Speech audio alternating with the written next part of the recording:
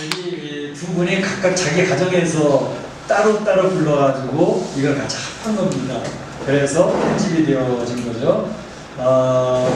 우리 이정희 집사님이 수고 많이 해주셨고, 윤민사님, 변태중 권사님 이렇게 오늘 창립 기념주의를 맞이해서 이렇게 특별 찬양을 불러주셔서 너무 감사하고, 그 전에 얘기하시더라고요. 우리 시원 찬양 때도 같이 모여서 같이 연습할 수가 없거든요. 와 코로나가 같이 모여서 공부에서 연습할 수 없기 때문에 각자 각 가정에서 준비를 해가지고 시원 찬양대도 찬양을 부르면 좋겠다 그런 소망을 가지고 계시더라고요. 어쨌든 한번 여러분들이 이제 기도해 주시면 또 그러한 또 열매도 볼 수 있을지 모르겠습니다. 그래서 기도 많이 해주시기를 바랍니다. 그래서 이 우한 코로나가 참 어려워서 우리 성도들 얼마나 이 자리를 그리워하겠습니까? 창립 기념주일인데 교회 가서 예배 드려야 되는데 가정에서 지금 예배 드리는 성도들이 이제 마음이 안타까워하실 것 같아요. 사실은 이제 9월 첫째 주가 우리 기념주일로 하기 때문에 될 수 있으면 부흥성회를 9월 첫째 주 창립 기념주일쯤에 맞춰가지고 준비를 하거든요.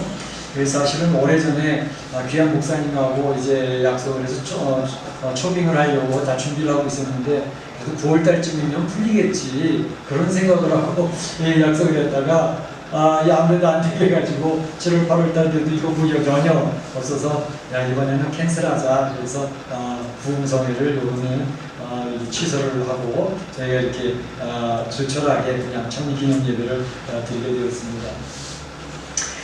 저희가 이 창립기념주일에 이제 교회에 대해 생각해 보는 거기 때문에 교회론에 대해서 한번 생각을 해보고자 합니다. 사실은 저희 교회에 4대 비전이 있지 않습니까? 이 4대 비전이 교회론입니다. 교회는 어떠해야 되느냐 하는 것에 대해서 이야기하기 때문에 이 4대 비전을 가지고 우리 교회는 이러한 교회가 되고 싶다라는 것을 우리 성도들에게 계속 이야기하면서 이제 1년에 한두 번씩 제가 설교를 반복하면서 우리 성도들이 교회론에 대해서 교회에 대해서 공감대를 가지고 교회를 사랑하고 교회를 아끼고 또 이렇게 나가면 좋겠다 해서 이제 4대 비전 얘기했는데 4대 비전을 이제 기억을 하시죠 대충? 첫 번째는 뭐예요? 살아있는 예배 공동체입니다. 그래서 예배가 형식적인 예배가 되어지면 살았다는 이름은 가졌으나 실상은 죽은 자로다. 사대교회처럼 야단 맞을 수 있어요. 그럴 때는 예배가 살아있어야 됩니다.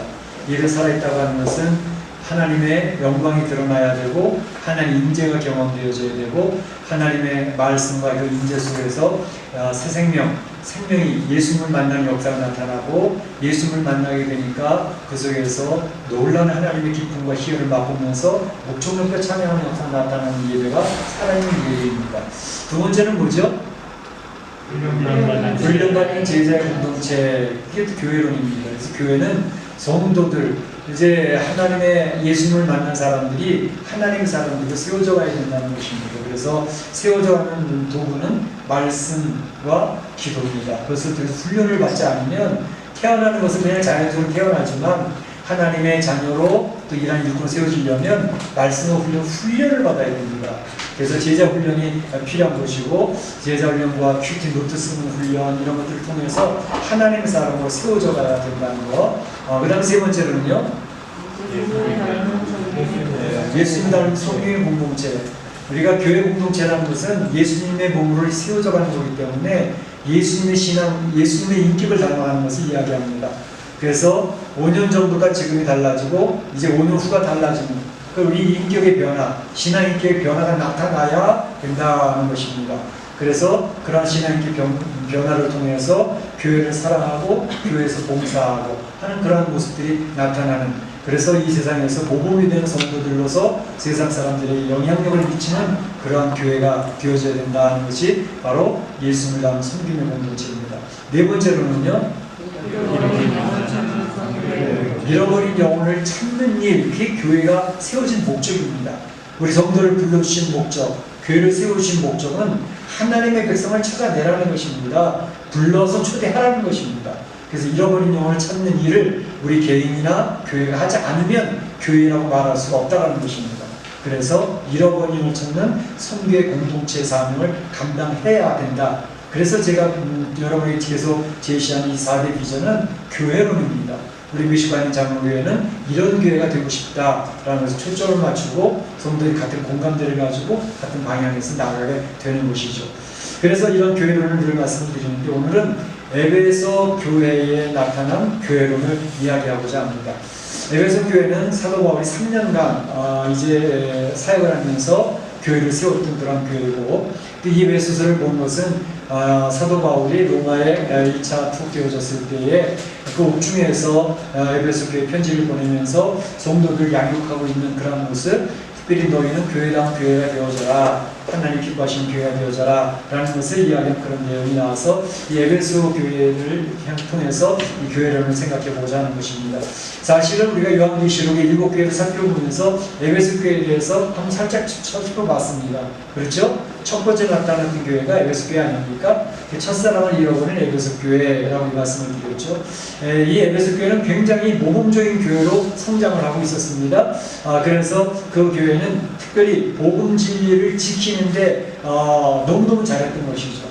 그래서 이단들 또는 유대의 잘못된 이단 이런 것들이 들어와서 성도들이 많이 힘들게 하고 도대체 뭐가 뭔지 모르게 하는 그런 이단들의 공격들이 있었을 때에 이단들을 경계하고 이단들을 막아내고 하면서 복음 진리를 잘 지켜냈던 교회가 에베소 교회입니다. 그런데 그렇게 하다 보니까 성도들이 서로 날카로워져 가지고 사람들을 경계로 쳐다보고 견제하고 하니까 포용하는 포용력이 떨어지면서 사랑을 잃어버리게 됐습니다. 그러니까 교회가 냉랭해지는 거죠. 서로 관심도 없는 거죠. 돌봄도 없는 거죠. 그래서 첫사랑을 잃어버렸구나 하면서 에베소 교회야 첫사랑을 회복해라 라고 했던 주님의 권면이 있게 되어졌던 것이죠. 그래서 이런 에베소 교회의 어떤 그 배경적인 내용을 생각해 보면서 오늘 우리가 이 에베소 교회에 나타난 사도 바울이 권면하는 교회는 어떤 교회가 되어야 되겠는가 하는 것을 생각해 보려고 하는 것입니다. 먼저 에베소 교회의 성도들의 모습이 어떠했냐 하는 것에 대해서 살펴보고, 두 번째는 하나님이 기뻐하시는 교회는 어떠한 모습이 되어져야 되겠는가 하는 것을 살펴보고, 마지막으로는 이러한 하나님의 교회다운 교회가 되려면 어떻게 해야 되는가 하는 것에 대해서 세 가지만 살펴보려고 하는 것입니다. 먼저 에베소 교회의 성도들의 모습은 어떠했냐 하는 것입니다. 우선 교회라고 하는 그 교회의 개념, 그것을 다시 한번 정리해 볼 필요가 있는데, 교회라는 것은 무엇일까요? 광야교회가 구약에 소개되고 있죠. 그 광야교회라는 것은 뭐죠? 하나님을 찬양하고 하나님을 예배하고 하나님 앞에 나온 하나님의 백성들을 교회라고 하는 것입니다. 그러니까 교회라고 할 때 우리 119 한인 장로 교회 그러면 그 예배를 드린 예배당을 교회라고 하는 게 아니고, 예배당과 교회는 분명히 구분되어져 있습니다. 바로 예수님을 구주로 영접하고 하나님을 예배하고 찬양 경배하는 그 성도들이 교회입니다. 그 성도들의 모임이 교회입니다. 그러니까 교회라고 하는 것은 바로 어떠한 예배드리는 장소, 교회당, 예배당, 그게 교회가 아니고 우리 예배식구 한인 장로 교회라고 하는 이름으로 모여진 성도들의 모임, 그 공동체, 그게 교회라는 사실을 기억할 필요가 있습니다.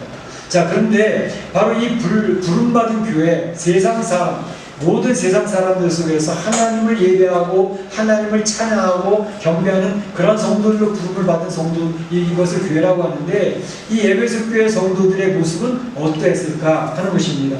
그들은 의로운 모습들, 거룩하고 똑똑하고 하나님을 찬양하고 경배하고 하나님의 축복을 받을 만한 자격이 갖추어진 그러한 성도들이었나 하는 것을 한번 물어볼 필요가 있습니다.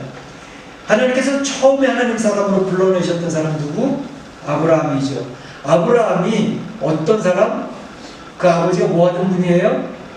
데라, 우상을 만들어서 사업을 하는 사람이에요. 그러니까 아브라함이 부름받은 것은 우상 장사라는 집안, 우상 섬기는 집에서 하나님이 아브라함을 불러내셔서 그를 통해서 야곱을 통해서 이스라엘 백성을 만드시고 하나님 섬기는 백성을 만드셨던 것처럼, 바로 하나님 앞에 부름받은 사람이 의롭다거나 똑똑하다거나 또 거룩하다거나 이 세상 사람들하고는 뭔가 다른 게 있어서 하나님이 쟤를 뽑아내면 나에게 유익하겠네 라고 하셔서 뽑아낸 게 아니라는 것입니다. 자격이 있어서 뽑아진 사람은 이 자리에 아무도 없습니다. 우선 에베소 교회 성도들이 어떠한지를 사도 바울이 이야기하는 것을 들어볼까요? 사도 바울은 에베소 교회 성도들을 향해서 이렇게 얘기합니다. 그런즉 에베소 교회 성도들아 거짓을 버려라. 다시 말하면 에베소 교회 성도들이 거짓말하고 있는 사람들이라는 것을 이야기하고 있습니다. 또 분을 내어도 죄를 짓지 말아라. 얼마나 혈기가 강력한지 혈기를 뿜어내는 그런 사람들이 에베소 교회 안에 있었다는 것을 이야기하고 있습니다. 심지어 에베소 교인들이 도적질하는 자는 다시 도적질하지 말고 교회에 모여있는 성도들 중에 도둑질을 잘하는 그런 성도들도 있었다는 것을 이야기하고 있습니다. 그러면서 더러운 말을 입 밖에도 내지 말고 말을 하는데도 덕을 세우는 성도의 모습이 아니라 막 또 뭐 별별 얘기를 다 하면서 아주 지저분한 그런 모습이 에베소 교회 성도들한테 있었다는 것입니다. 31절에 뭐가 얘기하냐면 너희는 모든 악독과 노함과 분냄과 떠드는 것과 비방하는 것 모든 악의와 함께 버리고 했습니다. 지금 사도 바울이 에베소 교회를 파악하고 있는 에베소 교회 성도들의 모습을 이와 같이 설명하고 있습니다. 거짓말, 도적질, 자기 마음대로 혈기 부리고 신경질 막 부리고 그랬던 모습들이 그대로 있다는 것을 지금 이야기하고 있습니다. 그러면 에베소 교회 성도들의 구성원의 모습이 어떤지는 대충 짐작하시겠죠? 그러니까 에베소 교회를 부름받은 성도들이 그렇게 의롭거나 거룩하거나 뭐 하나님의 예배할 만한 그런 자격이 있어 부름받는 사람들이 아닐 수도 있겠구나 그런 생각 해보게 되지 않습니까? 그러니까 우리 성도들이 인식해야 될 것은 교회에 모여있는 성도들, 그 성도들은 천사같이 대단한 사람들 결코 아닙니다. 교회 왔을 때에 교회에서 천사들을 만나는 것을 기대하지 마십시오. 그러면 실망하고 좌절합니다. 교회 온 사람은 세상 사람은 잘 줄 알고 좀 더 뭐 다르겠지? 좀 천사같이 그러겠지? 구별된 모습이 있겠지? 그러면 좋겠는데 그렇지 못한 경우들이 더 흔하다는 것을 사도 바울이 알고 이야기하고 있는 거 아닙니까? 그러니까 우리 부름받은 성도를 할지라도 예수님에게 부름받았다는 것 자체가 다른 것이지 바깥에 나가서 예수님 부름받지 못한 불신자들의 모습하고 별반 차이가 없다는 것을 이야기하고 있습니다. 우리는 그것을 전제를 깔고 알고 있어야 됩니다. 그럴 때에 교회에 왔다가 이렇게 형편없는 사람들을 만나면서 실망하고 좌절하는 일이 우리가 최소화시킬 수 있겠다라는 것을 이야기하고 있습니다. 참으로 감사한 것은 이와 같이 서로 자라나는 환경도 틀리고 서로 가지고 있는 가치관도 틀리고 성격도 다 틀려가지고 저마다의 다른 성격 있는 사람들이 모여가지고 50명, 100명, 몇백 명이 모였는데 그들이 모여서 어울려서 공동체를 이루어가고 있고 그 서로 다른 사람들이 모여가지고 하나님의 일을 감당해 나가고 있다는 것은 기적인 것입니다. 바로 그 속에 하나님의 부름받은 사람들의 놀라운 하나님의 역사가 있다는 사실을 경험하게 되는 줄로 믿습니다. 하나님의 은혜이십니다. 자, 그러면 이 에베소 교회의 모습은 이런 모습이었는데 그러면 하나님 기뻐하시는 교회의 모습은 어떠해야 되겠는가? 사도 바울이 제시하는 것들이 있습니다. 먼저는 교회는 새 생명이 태어나야 교회다라는 것을 이야기하고 있습니다. 두 번째로는 그 교회는 성장하고 성숙하는 영적으로 성장하는 영혼들이 있어야 그게 교회다라고 얘기하고 있습니다. 세 번째로는 그 영적으로 성장한 영혼들이 하나됨을 이루어가면서 서로 돌보고 서로 바뀌어가면서 한 몸을 이루어가는 그런 모습, 그러니까 참 한 몸을 이루는 공동체가 되는 그런 모습이 교회의 모습이다 라는 것을 얘기하고 있고, 네 번째로는 그 한 몸을 이루는 교회, 그리스도의 몸이 점점 확장되어져가는 그런 모습이 있을 때 그걸 살아있는 교회, 하나님이 기뻐하신 교회라고 말할 수 있다, 이렇게 이야기하고 있는 것입니다. 자, 새 생명이 태어난다는 것은 뭐죠? 네, 세상 돌아다니다가 어떻게 교회에 오게 됐어요. 누군가의 추천해서 오게 됐어요. 어떤 계기로 교회에 오게 됐어요. 그걸 이제 그걸 외적 부르심이라고 합니다. 그래서 이러저러한 사정과 환경 때문에 멕시코에 오게 됐어요. 와서 듣는데 계속 예배를 드리고 교회 주일마다 참여하면서 말씀을 듣다 보니까 그 말씀 속에서 내가 무언가 깨달아가기 시작해요. 무언가 느끼기 시작해요. 그러면서 그 말씀 속에 나타난 예수 그리스도를 만나기 시작을 합니다. 하나님이 그 예배 중에 임재하셔서 하나님의 영광이 드러나는 것을 교회 공동체 예배 드리는 중에 실험을 하기 시작을 합니다. 찬양 중에 임재하시는 주님을 느끼기 시작을 하는 거예요. 예수님이 나를 사랑하신다는 사실을 고백하기 시작을 하는 거예요. 새 생명이 태어납니다. 그것을 바로 내적 부르심이라고 합니다. 그래서 내 교회 그냥 온 거는 외적 부르심이지만 예수님이 내 마음에 자리 잡기 시작을 하면서 예수님 앞에 사랑 고백을 하기 시작을 하고 예수님 말씀 들으면 이렇게 눈물이 흘리고 나의 삶을 돌봐주시는 주님이 이렇게 느껴지기 시작을 하고 그게 내적 부르심이에요. 그래서 예수님을 고백하게 되는 거죠. 그러니까 예수 고백하니까 세례를 받게 되는 거거든요. 그러면 세례를 받으면서 하나님의 자녀로 예수님만 태어나면 어떤 일이 벌어지느냐? 내가 죄의 문제를 해결받은 존재구나. 교회 나오면 죄가 뭔지도 몰랐어요. 근데 교회 나오다 보니까 죄라는 것에 대한 개념이 생겼고 내가 죄인이라는 사실을 고백하게 되어졌고 죄 때문에 내가 지옥 갈 수밖에 없는 존재라는 걸 알게 되어졌는데 그것이 예수 그리스도에서 해결되어졌다는 사실을 알게 돼요. 그래서 죄로부터 해방이 되어지는 체험을 하기 시작하는 겁니다. 그래서 죄로부터 해방되어졌다는 확신을 가지게 되니까 하나님의 자녀로서의 이제는 자부심이 생기기 시작하고 그래도 여전히 내 안에 죄성으로 말미암아 쓰러져 넘어지는 모습이 있는데 그래서 죄책감이 사로잡게 되거든요. 안 믿는 불신자들은요 죄책감 별로 사로잡히지 않습니다. 특별히 큰 죄를 저지르기 전에. 그런데 예수를 믿어서 교회 안에서 하나님의 자녀가 되어지면 죄에 대해서 민감해지셔야 하면서 죄책감이 자꾸 느껴져요. 그래서 이제 나 하나님 자녀라는데 왜 이렇게 죄가 날 괴롭히지?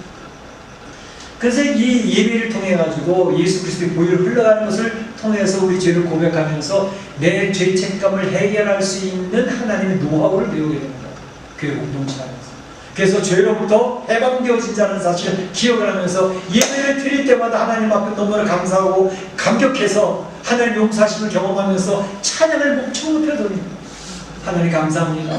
이렇게 펴놓는 자를 하나님 용납하셔서 불러주셨으니까 그리고 그런 사랑을 베풀어줬으니까 찬양을 하니까 그러니까 새 생명이 태어나는 거예요. 이 새 생명이 태어나는 것이 교회에서 이루어지는 것이 되어져요. 그게 교회예요. 그리고 또 한 것은 뭐냐면 새 생명으로 태어나면 그 새 생명은 자라나는 영혼이 되어져야 되는 거죠. 자라나는 영혼. 새 생명의 특징은 뭐죠? 자라는, 성장하는. 생명이 없으면 자라나지 않아요. 생명이 있으면 자라나요. 엄마 몸에서 태어난 아기는 3개월 지나고 6개월 지나고 1년, 2년 지나면 점점 자라난다고요. 왜? 생명이 있습니다. 엄마 몸에서 태어났는데 안 자라나. 걷지를 못해.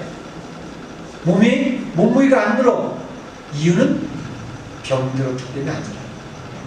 그래서 새 생명을 받았으면 새 생명이 임재했음에도 불구하고 그의 영혼에 성장함이 없고 성숙함이 없고 자라나지 않는다면 분명히 진단할 수 있는 비결은 나는 병이 없다. 무슨 병이 있구나. 아니면 예수님을 아직 만나지 못하면 자라나지 않습니다. 그러니까 교회 안의 구성원은 예수님을 만난 사람도 있고 아직 못 만난 사람도 있어요. 예수님을 만나서 성장하는 사람도 있고 병들어서 성장하지 못하는 사람도 있어요. 성장하는데 잘 자라나가지고 저 앞에 헌신하고 교회를 사랑하는 그런 사람들도 있어요. 그러니까 교회 안에 성도의 구성은 여러 층층별로 다양하게 있습니다. 목사님은 그게 보이는 거예요. 그래서 그것을 잘 양육하고 리더하고 이끌어주는 것을 목회자가 하는 겁니다. 자, 그런데 이게 잘 성장해야 되는데 성장하게 되어주면 그런 사람 나타나는 이유는 뭐냐면 성장하는 비결은 하나님 말씀 읽게 됩니다. 하나님 말씀 묵상하고 하나님 말씀 읽으면서 그 말씀 앞에 결단하는 그러한 훈련이 있어야 돼요.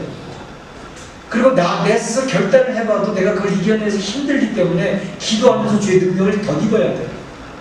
내가 이길 수 있는 힘이 나에게서 나오지 않습니다. 나의 경험, 나의 훈련, 나의 애를 쓰므로 하나님을 자라나는 게 아니기 때문에 기도를 통해서 하나님의 능력을 덧입어야 내가 자연적으로 자라나는 것입니다. 그래서 교회에서 계속해서 하나님 말씀 묵상과 말씀 순종하는 훈련 그리고 기도하는 훈련을 계속 강요하고 있는 거예요. 제가 계속 얘기하고 있는 거예요. 지금까지 보면 거의 거기 초점 맞추자. 말씀 읽고 묵상하고 큐티노트 쓰시고 결단하시고 그리고 하나님 말씀 기도하면서 힘을 얻어가 이겨내십시오. 왜냐하면 성도들이 하나님 나라 가기 전까지는 그 안에 전쟁터입니다. 영적 갈등과 영적 전쟁이 계속 이루어지고 있기 때문에 그 영적 전쟁에서 이루어지는 가운데서 맨 처음엔 대부분 패배, 넘어져 쓰러져. 마음은 있는데 내 육신이 약하더라도 맨날 쓰러지는 그런 모습. 그런데 점점 기도하면서 능력을 더듬어 가잖아요. 그럼 승리하는 경험을 한 번, 두 번 하기 시작합니다. 결단한 것을 그 결단한 것에 이루어지는 그런 맛을 보기 시작해요. 나중에 어느 수 지나가다 보면 자기 스스로 자기가 기특해져요. 내가 옛날에 막 실패했는데 내가 내 자신을 써 이겼네? 그런 성장함을 자기 스스로 알게 됩니다. 구원받은 사람은 내가 구원받았다는 사실을 자기 스스로 알게 됩니다. 내가 성령의 도움을 힘입어서 이겨내고 있다. 싸우고 영적 갈등에서 이겨내는 패망치기라는 모습을 통해서 내가 하나님의 자녀로 살려고 애를 쓰는 그런 모습을 통해서 난 구원받은 자라는 확실하고 알게 되는 것입니다. 그리고 이제 이렇게 해서 말씀의 그 갈등 속에서 말씀과 기도를 통해서 승리의 경험을 쌓아나가면, 나이트처럼 승리의 경험을 쌓아나가면 이제 하나님 역사를 경험하는 거죠. 근데 실생활에서, 가정의 경제적인 삶 속에서, 관계 속에서 틀어졌던 관계가 회복되어지면서 체험을 시작하는데, 그것이 뭐냐면 하나의 몸이 이루어져가는 것을 교회 공동체 안에서 나만이 아닌 우리라고 하는 개념을 익혀나가기 시작합니다. 교회는 우리라고 하는 개념입니다. 신앙생활은 하나님과 나와의 관계지, 그것만 하면 되지. 반쪽 신앙입니다. 하나님과 나의 관계도 중요하지만 서로 가치관도 틀리고 성격도 다른 사람들, 우리라고 하는 개념 속에서 어떻게 만들어져 갈 것이냐. 하나님의 나라는 우리, 주기도문은 우리라는 말이 계속 나오는 이유는 우리라고 하는 개념 속에서 내가 다듬어져 갑니다. 나의 날카로웠던 부분, 나의 찌르는 공격적인 부분, 우리라고 해서 서로 다른 사람끼리 만나는 그 관계 속에서 내가 다듬어져 가는 것입니다. 그런데 그게 쉽지가 않아요. 그러니까 하다 보면 여기서 이제 우리가 서로 성경, 그러니까 그리스도가 우리 공동체의 머리가 되는 것입니다. 그래서 서로 연결되어져 가지고 하나의 연합되는 공동체를 만들어가는 것이 교회를 통해서 이루어지는 거예요. 그래서 그 교회 속에서 우리가 하는데, 내가 좋아하는 사람은 좋아할 수 있는데 나를 싫어하는 사람을 내가 좋아할 수는 없어요. 너무 힘들어요. 성격이 안 맞는 거예요. 가치관이 안 맞아요. 그 사람을 내가 어떻게 좋아하냐고. 그래서 이 성경에서 권면하면서 뭐냐면, 서로 인자하게 하며 서로 불쌍히 여기며 서로 용서함으로 하나님이 그리스도 안에서 너희를 용서하신 같이 하라.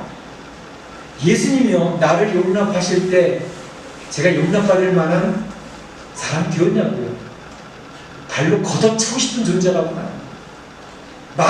말 듣겠다고 얘기하고서 얼마나 말을 안 듣는지 몰라. 얼마나 뺀질뺀질한지 몰라요. 예수님이 나를 볼 때에, 근데 예수님은 미소 지으면서 기다려주고 계셨고 참아주고 계셨고 나를 용납해 주었다. 너 형편없는 줄 알지만 그 알고서 내가 너를 불러냈거든. 난 네가 변화될 때까지 기다리고 있을 거야. 예수님이 나를 기다려주셨다고, 참아주셨다고. 그래서 내가 주 앞에 용납되어진 겁니다. 그래서 구원받는 거고, 내 힘으로 구원받는 게 아니에요. 바로 그 예수님을 경험하고 있다면 예수님의 놀라운 은혜와 사랑을 경험한 것 가지고 내 주변에 내가 용납할 수 없는 사람을 용납하는 훈련을 해라 이거예요. 그 사람도 되게 밉지. 다른 사람은 다 괜찮은데 그 사람은 그렇게 미워 죽겠어. 너무 나를 못 살게 울고 너무 나를 실망시키는 거야. 그런데 예수님이 나를 용납한 것을 내가 경험했다면 내가 어떻게 그 사람을 용납할까? 힘들지만 용납하도록 애를 써야지. 받아주면서 애를 써야지. 그런 방향을 가지고 나가는 사람들이 성도이고 그것이 교회에서 이루어지는 것입니다. 그래서 우리라고 하는 공동체 안에서 그런 일들이 이루어지면서 하나님께서 우리를 훈련시키는 것입니다. 제가 이제 이렇게 가끔가다 성도들의 상담을 하게 될 경우가 있어요. 어떤 성도는 그런 얘기를 하죠. 지난주에 제가 굉장히 아팠어요. 몸이 너무너무 아프고 너무너무 힘들었는데 왜 이렇게 힘든가? 근데 그때는 이거 갱년기가 와서 그런가, 이렇게 해서 그런가, 막 그러면서 고민을 했는데, 지나고 나서 보니까 참 힘들었던 이유가 주변에 있는 성도들이 많이 힘들어하는 것을 보면서 왜 자기 몸이 아파졌다는 것을 나중에 깨닫게 됩니다. 그러니까 다른 성도들의 힘든 모습이 내 안에 전달이 되면서 내가 힘들고 내가 아프다는 것은 그 공동체가 연결되어졌다는 것을 의미합니다. 내 몸이라고 느껴지기 때문에 다른 사람이 힘든 게 내가 힘들어지는 거야. 바로 그게 공동체의 모습입니다. 그 사람은 나와 관계없어. 그 사람이 아프건 말건 좋건 싫건 나하고는 아무 상관이 없어. 그런데 그 사람이 막 힘들어하는 거, 그런 어떤 일들 때문에 내가 막 힘들어지고 내가 막 우울증이 오고 내가 힘들어지고 그런 것은 서로 연결되어져 있다는 몸이라는 것을 의미합니다. 내 오른팔이 아픈데 왼팔은 괜찮다 그러고 좋아하고 있겠어요? 내 왼쪽 다리가 아픈데 괜찮아. 그건 왼쪽 다리니까 나는 멀쩡하거든. 절대 그건 유기체의 모습이 아닙니다. 그러니까 교회 공동체는 그런 겁니다. 누군가가 아프고 막 하는 그런 모습일 때 그게 나한테 막 느껴지는 것, 그 연결되어져 있는 것을 그래서 교회인 것입니다. 자, 그런데 이렇게 해서 그리스도의 몸이 되어서 하나가 되어졌잖아요. 예수 그리스도를 그리스도의 머리로 해서 이러한 그리스도의 몸된 교회는 확장이 되어져야 돼요.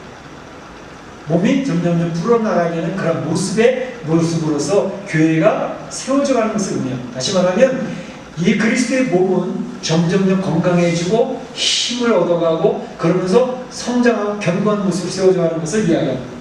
각 지체의 분량들의 역사에 그 몸을 자라게 하여 교회 공동체가 자라나는 모습이 나타나야 그게 교회라는 것입니다. 그리스도의 몸으로서 교회가 확장되어져 갈 때 우리 교회 성도들 제가 한 번 보게 되면 굉장히 좀 감격스러울 때도 있고 감사할 때도 있어요. 성도들 한 분 한 분이 주 안에서 이렇게 성장하는 성도들이 눈에 보이고 또 그 안에서 성숙해하는 성도들이 눈에 보이는데 그런 성도들이 얼마나 교회를 사랑하는가, 교회를 사랑하는 성도들이 제 눈 안에 들어오는. 그래서 제가 우리 교회 공동체 이렇게 그래서 제가 이렇게 신경 쓰이는 부분이 있는데 제가 말하지 않았는데도 그 신경 쓰이는 그 부분을 누군가가 딱 나타나서 그걸 커버를 하더라고요. 수고를 하더라고요. 자기 힘들 텐데 일을 하더라고요. 그걸 통해서 교회를 사랑하는 사람들이 있구나. 교회를 걸거치고 나가려고 하는 그런 애쓰는 헌신자들이 있구나. 그 모습에서 우리 교회는 참으로 감사해요. 건강한 교회 공동체 모습이거든요. 그러니까 이런 모습이 있으면 교회가 하나 연합되어져 서로서로 돌보는 모습이 있습니다. 사단이 역사하면 분리가 되어져, 이간질이 되어져, 성도의 관계를 끊어버립니다. 그런데 하나님 역사가 있으면 서로가 하나로 묶어지고 하나가 되어져서 서로를 돌보고 그러면서 그 교회가 자꾸 성장해 나가고 교회를 사랑하고 헌신하는 그런 모습들이 성도들에게서 발견되어지는 거예요. 저는 저희 교회에서 이러한 모습이 있어서 하나님을 기쁘시게 하는 교회가 되는 줄로 믿습니다. 믿습니다. 그렇게 되어지길 소원합니다. 그러면 교회가 교회다운 이러한 모습으로 세워져 가기 위해서 필요한 것은 무엇일까? 한마디로 이야기하면 성령님의 역사로 이런 일들이 이루어지게 되어져 있습니다. 제가 능력이 있거든요. 제가 그런 것에는 전문가거든요. 그래서 이루어지지 않습니다. 교회가 교회다운 모습으로 하나님 기뻐하시는 교회가 이루어지는 것은 출발 자체가 성령의 역사입니다. 자, 보세요. 새 생명이 태어났다 할 때 새 생명이 태어나는 게 내가 하나님 자녀가 될 거야. 그리고 내가 하나님 자녀가 됩니까? 아니요. 성령님이 내 마음을 감동시켜서 내 마음을 열려서 예수 그리스도의 희생과 사랑이 내 마음 자리 잡을 때 내가 그 예수님을 마음에 영접하고 예수님을 감정스럽게 고백을 하고 주님을 목청 터져서 찬양하는 역사가 성령님을 통해서 이루어진 것입니다. 그 예수님을 만난 심령이 자라나는 모습은 어떻게? 역시 성령님께서 나를 진리 가운데 인도하십니다. 요한복음 16장 13절에 보게 되면 지혜의 성령이 오시면 그가 너희를 모든 진리 가운데로 인도하시니. 우리가 성장하게 하는 것도 비결은 성령님의 역사입니다. 오늘 이 예배 시간에 우리 예배를 드리잖아요. 하나님의 영광이 선포되잖아요. 하나님의 임재가 경험되어지잖아요. 나를 사랑하신 예수님이 소개되어지잖아요. 그걸 느끼게 하는 게 누굴까? 성령님이 하시는 것입니다. 이 예배 시간에 성령님이 지금 부지런히 여러분의 마음을 녹화하고 다니시면서 예수님이 너희를 인도하고 계십니다. 진리 가운데 인도하시고 우리 마음을 녹화하시고 감동을 시켜주시는 게 성령님이 하시는 사역입니다. 그 성령님이 우리의 영혼이 자라나도록 하시는 거기 때문에 성령을 의지해야 됩니다. 우리가 교회의 성령님 의지해서 자라난 성도들이 한 몸을 이뤄가는 것도 누구의 역사? 성령의 역사입니다. 말씀드렸잖아요. 성령의 역사는 연합 파견의 역사입니다. 사단의 역사는 깨뜨리는 역사입니다. 관계를 끊어뜨리는 역사가 사단의 역사입니다. 그래서 사단에게 쓰임받는 사람을 만나면 계속 이간질이에요. 충고는 이야기. 그러면서 관계를 불편하게 만들어요. 그러나 성령에 쓰임받는 사람들은 계속 끄끄러진 관계를 이어나가요. 서로 이해를 시켜요. 용납하게 만들어요. 그리고 서로 붙이려고 애써요. 그 사람이 그렇다는 게 아니라 성령님이 그 사람을 우리 사용하시는 거예요. 그래서 교회 공동체는 성령의 역사가 강하게 나타나면 교회가 따뜻해집니다. 교회가 푸근해집니다. 교회 가면 편안해집니다. 사단의 역사 찬송드리고 그 교회의 모든 수준을 감당하는데 냉랭하고 찬양도 힘이 없습니다. 그러니까 형식적인 예배를 드린다는 것뿐입니다. 하나님의 영광, 주님의 임재 전혀 경험되지 않습니다. 사단이 장악을 하게 되고 있습니다. 성령님이 장악을 하고 성령이 도우시면 그 예배 시간이 편안한 거예요. 죄책감에 대한 문제를 해결하고 주님 안에서 자라나면서 성령님이 위로하시고 경험하고 하나님의 임재와 하나님의 영광을 드러내보면서 찬양을 하는데 내 주식 기쁨을 우러나는 찬양을 그리는 거죠. 그게 살아있는 예배가 되는 거죠. 그 역사 모든 것이 성령님의 역사입니다. 그래서 이 교회에서는 바로 이 하나님의 은혜가 나타나고 하나님의 영광이 드러나기 때문에 주님의 몸된 교회, 그리스도의 몸된 교회 안에서 사랑을 경험하게 되어지고 하나님의 교회가 점점 견고하고 건강하게 풍성하게 세워져가는 역사가 나타나는 줄로 믿습니다. 그렇기 때문에 우리 성도들이 계속 추구해야 될 게 뭐냐면 성령 충만의 역사를 추구해야 돼요.